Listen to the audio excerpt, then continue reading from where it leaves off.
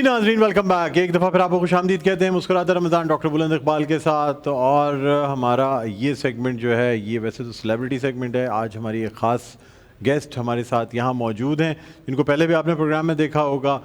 ये basically life coach हैं और साथ साथ HR लीड हैं। लाइफ की कोचिंग का मतलब ये है कि जो लोगों की ज़िंदगियों में अगर कोई प्रॉब्लम्स हों या वो कोप अप नहीं कर पा रहे हों या उनकी प्रोफेशनल लाइफ इससे डिस्टर्ब हो रही हो, तो फिर ये उनको कोचिंग करती हैं कि वो किस तरह स्ट्रेस से बाहर आके या जो भी उनके प्रॉब्लम्स हो, ज़रूरी नहीं सिर्फ स्ट्रेस हो, और भी चीज़ें होती हैं। बहुत से लोगों के साथ नफ्सियाती मसाइल होते हैं, बहुत से लोगों के साथ ऐसी चीज़ें होती हैं, अनअवॉइडेबल सर्कमस्टांसेस होते हैं जिनको वो अवॉइड नहीं कर सकते, जिसकी वजह से उनकी जहनी सेहत ख़राब हो रही होती है। तो ये उन सब चीज़ों का हल देती हैं या उनसे निकलने के तरीके बताती हैं। हमारे साथ मौजूद हैं एनी अरसलान। अस्सलाम वालेकुम। खैरियत से आप? बिल्कुल ठीक है, बताइए। बहुत बहुत शुक्रिया, आप तशरीफ़ लाएँ। बहुत शुक्रिया बुलाने के लिए। Thank you. नाज़रीन, इसके अलावा हमारे साथ फ़ायदा कामरान मौजूद हैं और अब हम एनी अरसलान चूँकि हमारे साथ मौजूद हैं, इसलिए आज के सेगमेंट में हम स्ट्रेस के हवाले से बात करना चाहेंगे। एक तरफ तो हमारे घर का स्ट्रेस होता है, दूसरी तरफ वर्क प्रेशर यानी वर्क प्लेस का स्ट्रेस होता है, तीसरी जानिब अब एक बैनुल-अक़वामी स्ट्रेस शुरू हो गया है। हर शख्स को एक फ़िक्र लगी हुई है कि दुनिया में क्या होने जा रहा है। अच्छा, ऐसे लोग भी हैं जिनका कोई ताल्लुक़ नहीं है कि मिडल ईस्ट में क्या हो रहा है, ईरान में क्या हो रहा है, अमेरिका में क्या हो रहा है, कोई लेना देना नहीं है, लेकिन फिर भी परेशान हो रहे हैं और वो ज़्यादा परेशान हो रहे हैं। भाई क्या होगा, अब क्या होगा? भाई देखिए, जो कुछ होगा अल्लाह ताला जैसा चाहेगा वैसा ही होगा ना। हमारे और आपके चाहने से कोई चीज़ तब्दील हो सकती है, ना कोई चीज़ बुरी हो सकती है, ना बेहतर हो सकती है, लेकिन फिर भी लोग परेशान रहते हैं। कभी न्यूज़ चैनल देख रहे हैं, कभी तज्ज़िये देख रहे हैं। अच्छा, कुछ तज्ज़िये ऐसे होते हैं जिनको देख के इंसान समझता है कि बस आज तो आखिरी दिन है, बिल्कुल, कल से जो है अब कोई जंग शुरू हो जाएगी, कोई क्या हो जाएगा। अच्छा, लोग परेशान हो जाते हैं, ब्लड प्रेशर के मरीज़ हो जाते हैं, कमज़ोर दिल के लोग जो हैं वो हार्ट प्रॉब्लम का शिकार हो जाते हैं। कैसे निकला जाए इन चीज़ों से? अच्छा, पहले तो ये जो आपने बात की ना कि हम अपने आप को इंफॉर्मेशन देने के नज़र से कि बस हमें हर बात पता हो। हम बहुत सारे ऐसे प्रोग्राम्स देख रहे होते हैं जो जनरली हमारा स्ट्रेस बढ़ाते हैं। जैसे कि अगर मैं बहुत सारे लोगों का स्ट्रेस डील करती हूँ, लेकिन अगर मैं अपनी पर्सनैलिटी टाइप बताऊँ तो मैं बहुत वनरेबल हूँ टुवर्ड स्ट्रेस, राइट। एंड ये भी जब मैंने अपनी लाइफ कोचिंग का पूरा मरहला लिया तो उसमें जब पर्सनालिटी असेसमेंट्स होते हैं तो मैंने जब अपनी पर्सनालिटी टाइप देखी तो मैं किसी भी इंफॉर्मेशन की तरफ ज़्यादा वनरेबल मेरा एक तरह से इंक्लिनेशन जाता है। तो ऐसे लोग जो अभी आपने बात की ना, तो मुझ जैसे लोगों को ज़्यादा न्यूज़ नहीं देखनी चाहिए।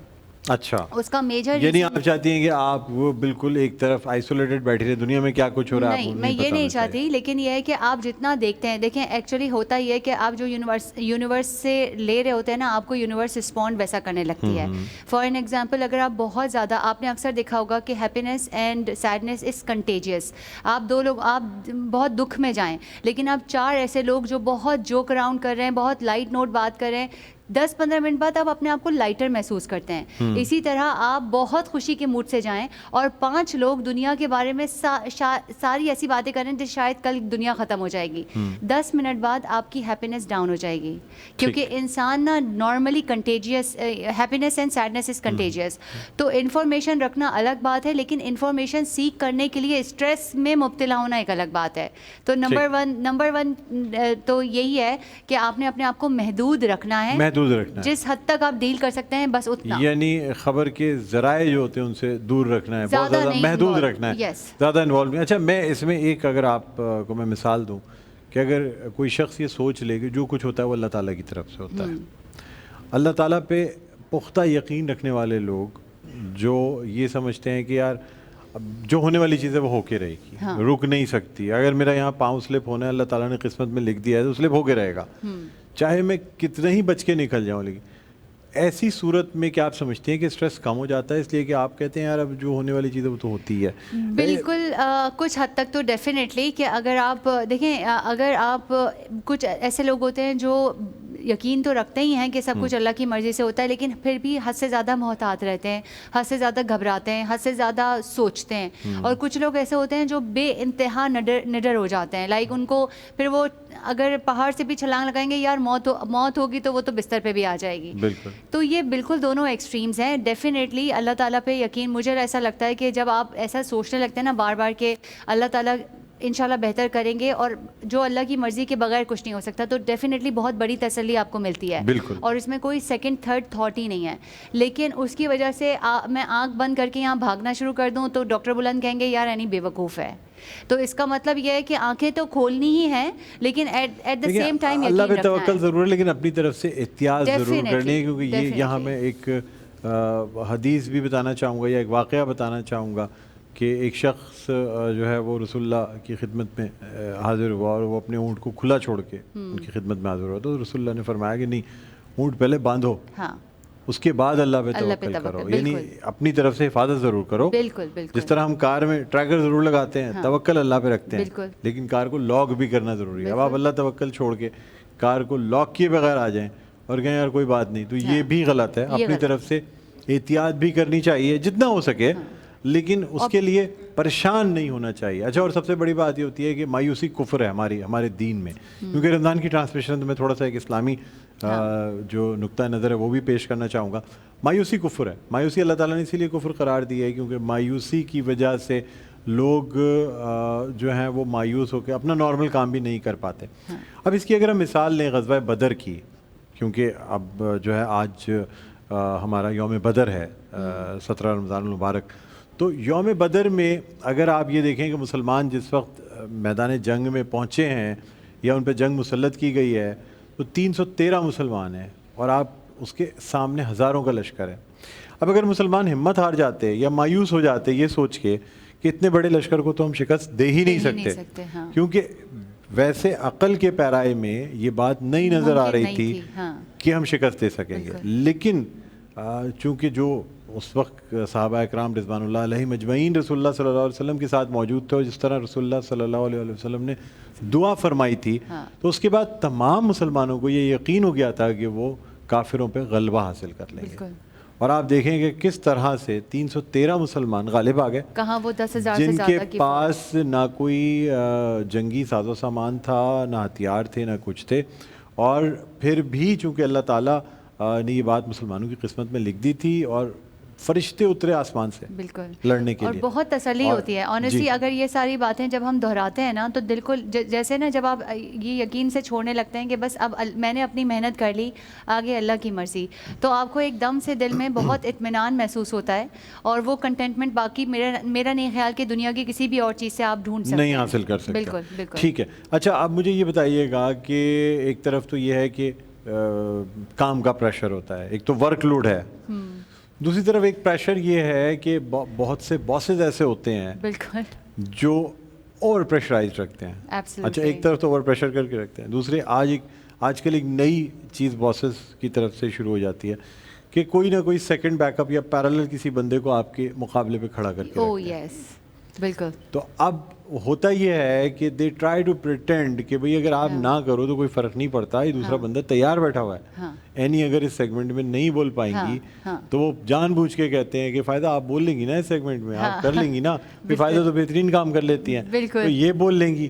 تو اب اس کی وجہ سے آپ اپنا بہت اچھا کام کر رہی ہیں, لیکن آپ کے اوپر ایک پریشر ہے, ایک بلا وجہ کا کمپٹیشن ہے, بلا وجہ کا کمپٹیشن ہے, کہ اگر میں نہیں کروں گی تو میری جگہ کوئی دوسرا لے لے گا. اس پہ کیا کیا جائے؟ آئی تھنک اس میں نا یہ تو میں کہتی ہوں کہ آپ اپنے میکسیمم تو دیں, لیکن ultimately too much of this much اگر آپ اس کو بہت زیادہ پروسیس کریں گے ذہن کے اندر, جو کہ بات ٹھیک ہے. میرے حساب سے کل ہماری ایک لائٹ نوٹ بات ہو رہی تھی, تو دیر واز اے ڈسکشن کہ کسی نے کہا کہ یار مجھے نہیں لگتا کہ اس آرگنائزیشن میں کچھ زیادہ بدل پایا.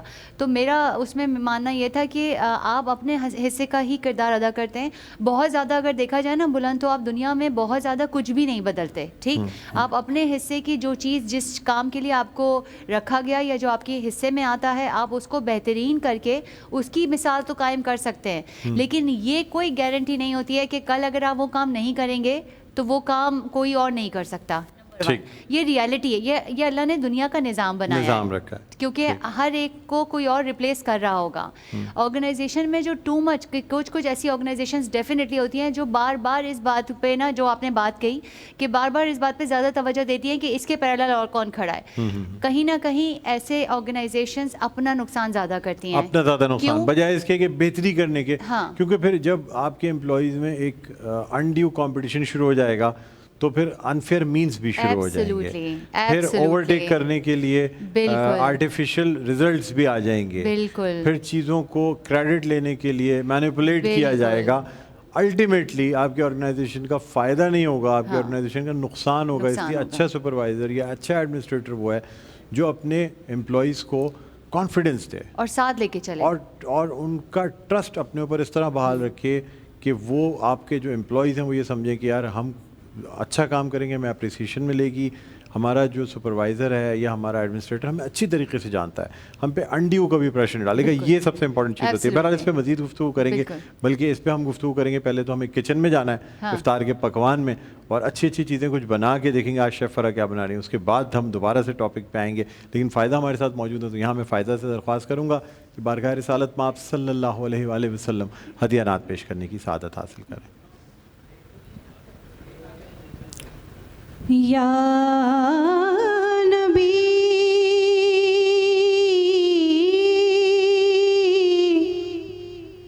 یا نبی